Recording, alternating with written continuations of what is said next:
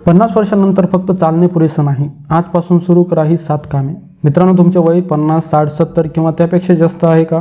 जर होय तर आजचा व्हिडिओ तुमच्यासाठी खूप महत्त्वाचा ठरणार आहे। मला एक सांगा, तुम्ही रोज सकाळी किंवा संध्याकाळी अर्धा तास चालता का? आणि चालून झाल्यानंतर मनात समाधान असते का की आजचा व्यायाम झाला, आता माझे आरोग्य सुरक्षित आहे?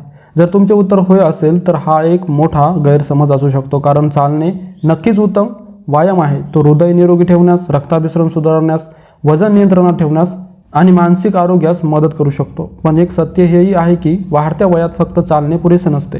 अनेक लोक रोज चालतात तरी सुद्धा काही वर्षांनी त्यांना गुडघेदुखी सुरू होते, जिने चढताना दम लागतो, खुर्चीवरून उठणे कठीण वाटते, हातापायांमध्ये ताकद राहत नाही आणि अगदी छोटासा तोल गेला तरी पडण्याची भीती वाटते। मित्रांनो, असे का होते? कारण वय वाढल्यानंतर शरीरात काही नैसर्गिक बदल होतात आणि त्या बदलावर फक्त चालण्याचा परिणाम मर्यादित असतो। मित्रांनो, आज आपण अशा 7 महत्त्वाच्या सवयी जाणून घेणार आहोत, ज्या जर तुम्ही आजपासून सुरू केल्या तर वाढत्या वयातही शरीर मजबूत, चपळ आणि अधिक स्वावलंबी ठेवण्यास मदत होऊ शकते। म्हणून हा व्हिडिओ शेवटपर्यंत नक्की पहा। मित्रांनो, वाढत्या वयात शरीरात काय बदल होतात बघा। जेव्हा आपण 20 किंवा 30 वर्षाचे असतो तेव्हा शरीर स्वतःची दुरुस्ती खूप वेगाने करत असते। स्नायू मजबूत असतात, हाडे मजबूत असतात, संतुलन चांगले असते आणि ऊर्जा भरपूर असते। पण 50 वर्षानंतर शरीराची ही क्षमता हळूहळू कमी होऊ लागते। जर आपण योग्य काळजी घेतली नाही तर काही वर्षातच साधी कामेही कठीण वाटू लागतात। चला हे बदल समजून घेऊया।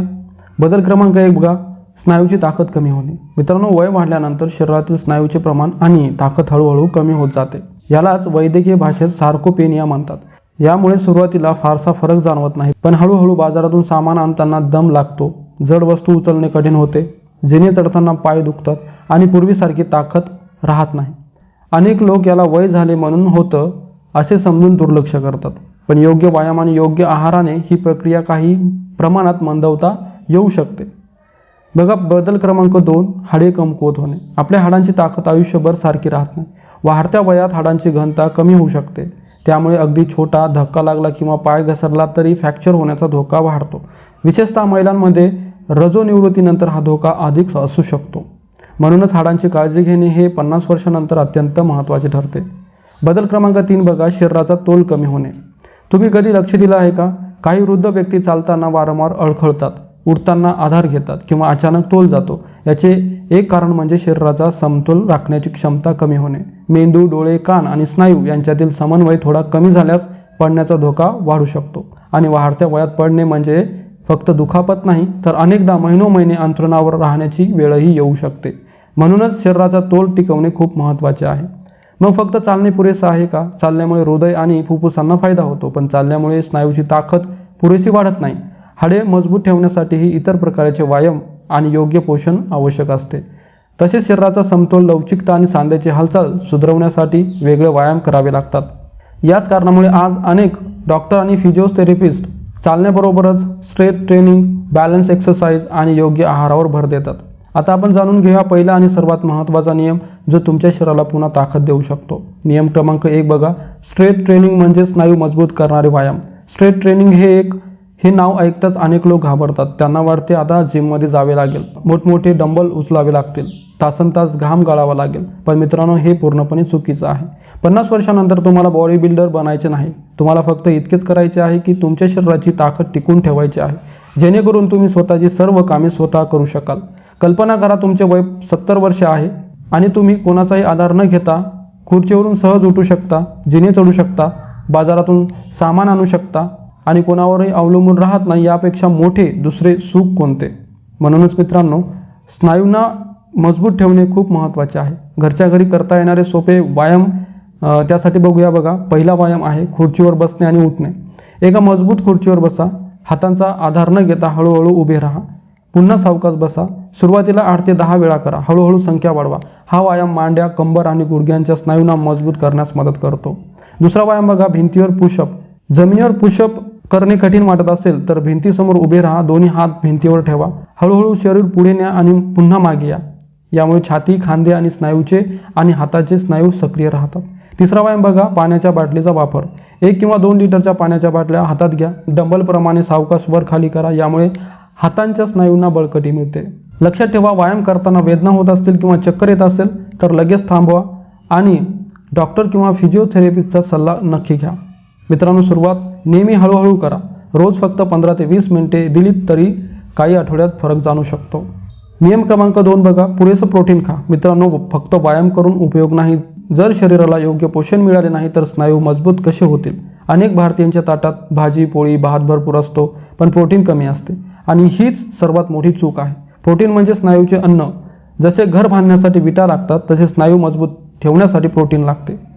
जर शरीराला पुरेसं प्रोटीन मिळाले नाही तर व्यायाम करूनही अपेक्षित फायदा मिळणे कठीण होऊ शकते. बघा मित्रांनो, प्रोटीन हे कुठून मिळेल? तुमच्या रोजच्या आहारात या पदार्थाचा समावेश करा. डाळी, हरभरा, मूग, मटकी, पनीर, दूध, दही, अंडी जर तुम्ही खात असाल तर, किंवा मासे किंवा चिकन सुद्धा तुम्ही खात असाल तर तुमच्या ताटामध्ये ठेवू शकता. हे पदार्थ शरीराला आवश्यक पोषण देण्यास मदत करतात. प्रत्येक जेवणात शक्य असल्यास प्रोटीनचा एखादा स्त्रोत ठेवा. अनेक जण विचारतात, वय झाल्यावर प्रोटीन खाल्ल्याने काही फायदा होतो का? तर उत्तर आहे होय. योग्य प्रमाणात आणि डॉक्टर किंवा आहार तज्ज्ञाच्या सल्ल्यानुसार घेतलेलं प्रोटीन वाढत्या वयात स्नायूचे आरोग्य टिकवून ठेवण्यासाठी महत्त्वाचे ठरू शकते. मित्रांनो, आपण 2 महत्त्वाच्या गोष्टी जाणून घेतलेल्या आहेत. पहिली म्हणजे स्ट्रेट ट्रेनिंग, ज्यामुळे स्नायू मजबूत राहण्यास मदत होते, आणि दुसरी गोष्ट म्हणजे प्रोटीनयुक्त आहार, जो स्नायूंना आवश्यक पोषण देतो. आता आपण अशा नियमाबद्दल बोलणार आहोत ज्याकडे अनेक लोक पूर्णपणे दुर्लक्ष करतात, पण हाच नियम अनेक वृद्ध व्यक्तींना पडण्यापासून आणि गंभीर दुखापतीपासून वाचवू शकतो. बघा, नियम क्रमांक 3 म्हणजेच शरीराचा तोल आणि लवचिकता वाढवते. मित्रांनो, तुम्ही कधी असा विचार केला आहे का? काही लोक 70 किंवा 80 वर्षाचे असूनही अगदी आत्मविश्वासाने चालतात, तर काही लोक 60 वर्षाचे असताना चालताना वारंवार अडखळतात. याचे कारण फक्त स्नायूची ताकद नसते, त्यामागे शरीराचा बॅलन्स म्हणजेच तोल आणि लवचिकता यांचाही मोठा वाटा असतो. वय वाढल्यानंतर आपल्या शरीरातील सांधे थोडे कडक होऊ शकतात, स्नायू ताणले जात नाहीत, शरीराची हालचाल कमी होते आणि मेंदू, डोळे आणि पाय यांच्यातील समन्वयही काही प्रमाणात कमी होऊ शकतो. यामुळे पाय घसरणे, अचानक तोल जाणे, जिने चढताना किंवा उतरताना भीती वाटणे किंवा चालताना अस्थिर वाटणे अशा समस्या निर्माण होऊ शकतात. अनेकदा असंच पडल्यामुळे कंबर, मनकट किंवा कोणतेही हाड मोडू शकते आणि त्यानंतर अनेक महिने अंथरुणावर राहावे लागू शकते. म्हणूनच शरीराचा तोल टिकवणे हे वाढत्या वयात अत्यंत महत्त्वाचे आहे. मित्रांनो, शरीराचा तोल सुधारण्यासाठी काय करावे बघा. सर्वात आधी दररोज 10 ते 15 मिनिटे स्ट्रेचिंग करा. सकाळी उठल्यावर हात, पाय, पाठ आणि मान हलक्या हालचालींनी ताणा. यामुळे शरीर अधिक लवचिक राहण्यास मदत मिळते. दुसरे म्हणजे योगासने करा. ताडासन, वृक्षासन, कटिचक्रासन यासारखी सोपी योगासने अनेक लोकांसाठी समतोल आणि लवचिकता सुधारवण्यास उपयुक्त ठरू शकतात. जर तुम्हाला गुडघेदुखी, कंबरदुखी किंवा इतर त्रास असेल तर चांगल्या योग तज्ज्ञ किंवा डॉक्टरांचा सल्ला घेऊनच योग करा. तिसरे म्हणजे एका पायावर उभे राहण्याचा सराव करा. भिंतीचा किंवा खुर्चीचा आधार घ्या. एका पायावर 10 ते 15 सेकंद उभे राहण्याचा प्रयत्न करा. नंतर दुसऱ्या पायानेही तसेच करा. हा साधा सराव शरीराचा समतोल सुधारवण्यास मदत करू शकतो. चौथे बघा, खूप वेळ एकाच जागी बसू नका. दर 30 ते 45 मिनिटांनी उठून 2-3 मिनिटे चालण्याचा प्रयत्न करा. यामुळे सांधे आणि स्नायू सक्रिय राहतात. बघा मित्रांनो, यानंतर नियम क्रमांक 4, हाडांची योग्य काळजी घ्या. मित्रांनो, स्नायू मजबूत असले तरी हाडे कमकुवत असतील तर दुखापतीचा धोका कायम राहतो. वाढत्या वयात अनेकांच्या शरीरात कॅल्शियम आणि व्हिटॅमिन डी ची कमतरता दिसून येते. यामुळे हाडे हळूहळू कमकुवत होऊ शकतात. म्हणूनच हाडांच्या आरोग्याकडे दुर्लक्ष करू नका. मजबूत हाडांसाठी काय करावे बघा. रोजच्या आहारात दूध, दही, पनीर, तीळ, रागी, हिरव्या पालेभाज्या यांचा समावेश करा. हे पदार्थ कॅल्शियमचे चांगले स्रोत आहेत. दररोज सकाळच्या सौम्य उन्हात 15 ते 20 मिनिटं बसा. सूर्यप्रकाशामुळे शरीराला व्हिटॅमिन डी तयार करण्यास मदत होते. जर डॉक्टरांनी गरज सांगितली असेल तर रक्तातील व्हिटॅमिन डी आणि कॅल्शियमची तपासणी करून योग्य उपचार घ्या. स्वतःहून सप्लिमेंट सुरू करू नका.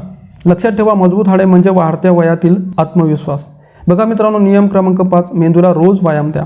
मित्रांनो, जसं शरीराला व्यायामाची गरज असते तसाच आपल्या मेंदूलाही रोज व्यायामाची गरज असते. अनेक लोकांना वाटते की फक्त चालण्याने किंवा शारीरिक व्यायामाने सर्व काही ठीक राहते, पण तसे नाही. वय वाढल्यानंतर काही लोकांमध्ये विस्मरण, लक्ष कमी लागणे किंवा नवीन गोष्टी लक्षात ठेवण्यात अडचण येऊ शकते. त्यामुळे मेंदू सतत सक्रिय ठेवणे महत्त्वाचे आहे. मेंदू सक्रिय ठेवण्यासाठी काय करावे बघा. दररोज काहीतरी नवीन शिका. नवीन भाषा शिकण्याचा प्रयत्न करा. चांगली पुस्तके वाचा. वर्तमानपत्र वाचा. शब्दकोळी, सुडोको किंवा बुद्धिबळ खेळा. मित्राशी चर्चा करा. एखादा नवीन छंद जोपासा. संगीत ऐका किंवा गाणे म्हणा. या सवयीमुळे मेंदू सतत काम करत राहतो. लक्षात ठेवा, जोपर्यंत मन शिकत असते तोपर्यंत माणूस खऱ्या अर्थाने तरुण राहतो. नियम क्रमांक 6 बघा. पुरेशी झोप आणि पुरेसं पाणी प्या. आजच्या धावपळीच्या जीवनात अनेक लोक रात्री उशिरापर्यंत मोबाईल पाहत बसतात. काही जण 5-6 तासच झोप घेतात, पण वाढत्या वयात शरीराला विश्रांतीची अधिक गरज असते. झोपेमध्ये शरीर स्वतःची दुरुस्ती करते स्नायूंना विश्रांती मिळते, मेंदू माहिती व्यवस्थित साठवतो आणि पुढील दिवसासाठी शरीर तयार होते.